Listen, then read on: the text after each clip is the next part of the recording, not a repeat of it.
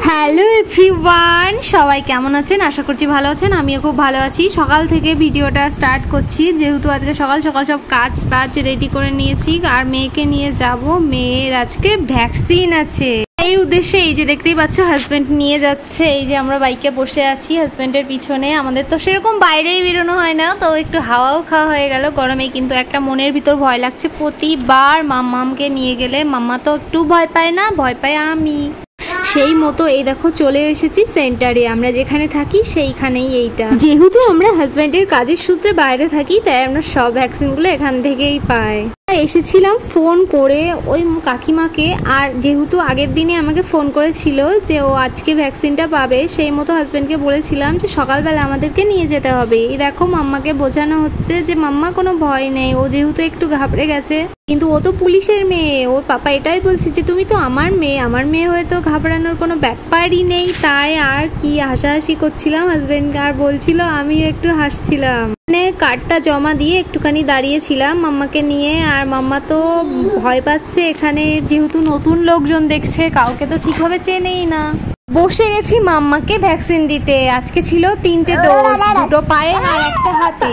তো কখনোই তাকিয়ে থাকতে পারি না, আমি ইঞ্জেকশন নিতে গেলে এখনো কেঁদে ফেলি। আর ভাবো আমি নিজে নিজে দিতে হচ্ছে মাম্মাকে কোলে নিয়ে, কি করব বলো? এখানে তো আমার মা নেই, মা কাছে থাকলে সবটা মায়ে সামলে নিত। আগের বার যখন মা ছিল তখন মাই কোলে নিয়ে মাম্মাকে ইঞ্জেকশনটা দিয়েছিল। যেহেতু আমি তাকিয়ে থাকতে পারি না, আমার প্রচন্ড ভয় করে। আর তারপর বলতে বলতে মাম্মার 3টে ডোজ প্রায় কমপ্লিটই হয়ে গেল। একবার 2টো পায়ে দিল আর একটা হাতে, আর বলেই দিয়েছে যে খুব যন্ত্রণা করবে এবং জ্বরও আসবে। আমি একটু ভয়েই ছিলাম, যে একা একা থাকি তো সামলানোটা খুব কষ্ট, সংসার সামলে বাচ্চাকে সামলে, যেহেতু মাম্মার আবার জ্বর আসবে, তো আমার মাম্মা একদমই কোল থেকে নামতেই চায় না।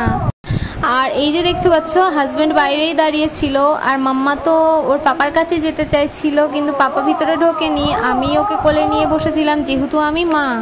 আর যে দিদিমণিটা ভ্যাকসিন দিচ্ছে, ওনার হাতটা যথেষ্ট ভালো, কোনো সাইড এফেক্ট বা কোনো উল্টোপাল্টা কোনো প্রবলেম হয়নি। যতবার দিয়েছে, এটা দিয়ে 3টে বার হচ্ছে, কোনো অসুবিধাই হয়নি। ফার্স্টবার মাম্মার আমার বাড়ির ওখান থেকে দেওয়া হয়েছিল, সেটাতে মাম্মার খুব প্রবলেম হয়েছিল, পেকেও গেছিল, কিন্তু কেঁদেই ফেলেছি। আর আমার এগুলোতে প্রচন্ড ভয় লাগে, আমি খুব নার্ভাস হয়ে যাই। আমি এখনো ইঞ্জেকশন নিতে গেলে আমার বাড়ির লোকজন আমার হাত পা চেপে ধরে দেয়।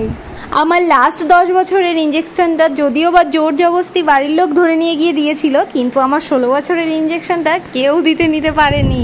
এই 16 বছরের ইঞ্জেকশনটা 18 বছর হলে আমার জেঠিমা জোর করে নিয়ে গিয়ে সেটা দেওয়া হয়েছিল 18 বছরে।